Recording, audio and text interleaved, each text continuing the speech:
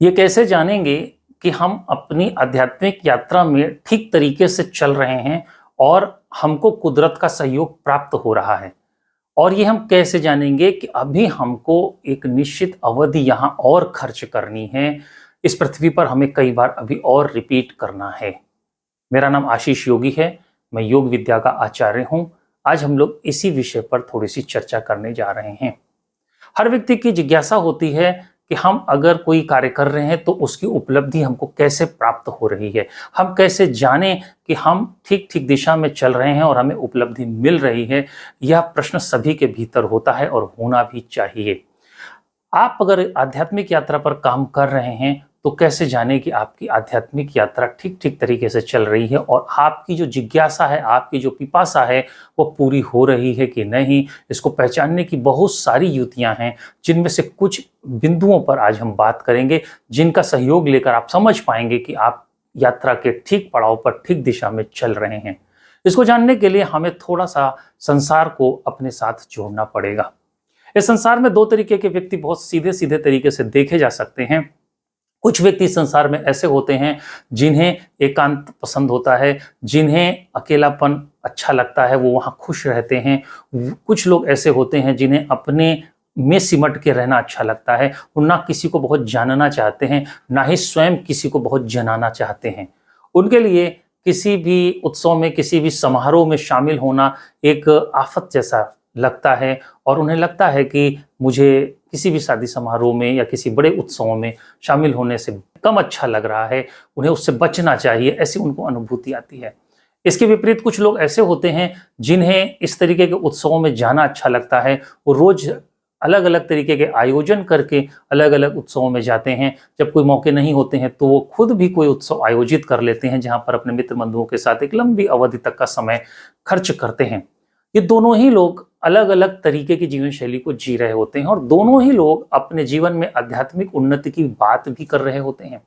लेकिन यहाँ पर यह समझना जरूरी है कि दोनों की बात एक ही है, दोनों आध्यात्मिक उन्नति की बात कर रहे हैं। लेकिन ये कैसे समझा जाएगा कि किसको सफलता जल्दी मिलने वाली है और किसको अभी इस आध्यात्मिक सफलता में अभी देर लगेगी, इसको पहचानने की एक बहुत सामान्य सी युक्ति है। यदि कोई व्यक्ति आज भी अपने जीवन में क्लब में जाना और बहुत तरीके के सामाजिक कार्यों में अपने को व्यस्त करके अपने समय को खर्च कर रहा है और उस क्षेत्र में समय का खर्च होना उसे बहुत प्रीतिकर लग रहा है, तो ये एक बहुत सोचने जैसी बात है। यदि उसको इन सब चीजों में लालसा है, उन सब चीजों में उसको रुचि है, तो ये रुचि कोई इस जन्म से उसके साथ नहीं आई है, ये कई जन्मों से पीछा करते हुए उसके साथ चल रही है। और ये रुचि बता रही है कि अभी उसे इस संसार में कोई ऊब या इस संसार के रिपीटिशन से कोई परिचय नहीं मिला है। अभी वह इस संसार में और रचना बसना चाहता है और उसकी इस जिज्ञासा को कुदरत जरूर पूरा करेगी और उसे कई बार रिपीट करना पड़ेगा यहाँ पर, ताकि यह जिज्ञासा खत्म हो जाए और उसे इस जिज्ञासा के बाहर की जो दूसरी जिज्ञासा है वहां की तरफ प्रीति विकसित हो जाए। इसी के विपरीत जो दूसरा व्यक्ति है, वह इस संसार की इन चीजों से पिछले कई जन्मों की यात्राओं के कारण ऊब चुका है और उसकी जिज्ञासा अब नहीं रही है। अब वो नहीं चाहता कि ये जिज्ञासाएं या इन विधाओं पे वो बार बार अपने समय को व्यर्थ करे, खराब करे। उसे चिंता होती है कि जब भी मैं फुर्सत में हूँ तो मैं अपने समय को अपनी साधना में अपने भीतर जाकर के खर्च करूँ। और जो दूसरा व्यक्ति है वह भीतर भी जाता है, लेकिन साथ के साथ वो ये भी सोचता है कि मैं बाहर जाकर के बहुत सारे काम करूँ। तो जो बाहर जाकर के बहुत सारे काम कर रहा है और बाहर जाकर अपने समय को व्यर्थ कर रहा है, वह निश्चित मानिए अभी कई बार यहाँ आएगा जाएगा, तब कहीं उसकी यह यात्रा पूरी हो पाएगी। क्योंकि यह पिपासा, यह जो प्यास है, यह जो जिज्ञासा है, यह एक जन्म में शांत नहीं होती, कई जन्मों के क्रम में यह शांत हो पाती है। और जिसके अंदर यह बात समझ आ गई है कि अब उसे एकांतिक होना चाहिए, वो जब घर में कोई नहीं रहता तब उस एकांत में बड़ा खुशहाल और शांत महसूस कर रहा होता है। जब वो कहीं अकेला भ्रमण कर रहा होता है तो उसे बड़ी सुकून और शांति की अनुभूति हो रही होती है। वो आंख बंद करके अपने भीतर बैठना पसंद करता है, कि लंबे समय को आंख बंद करके बैठना और लंबे समय तक बैठ करके आंख बंद करके अपने भीतर की यात्रा पर काम करता है, तो निश्चित ही वो जल्द ही अपनी यात्रा को पूरा करने वाला है। और इसके साथ किसी भी इन विषयों को सुनकर किसी को भी कोई अपने भीतर संघर्ष पैदा नहीं करना है।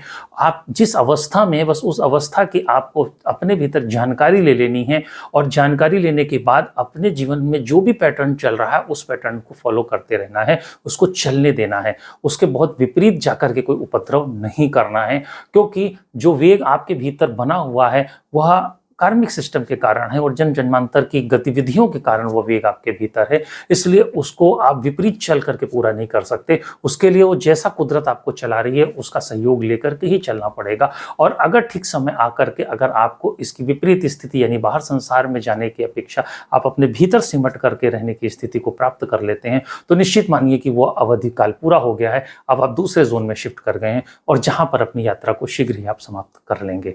इसलिए बड़ी एक सूक्ष्म बात है, इसको ठीक से समझें, सुने, चिंतन करें और अपने जीवन में इसे देखने का प्रयास करें। धन्यवाद।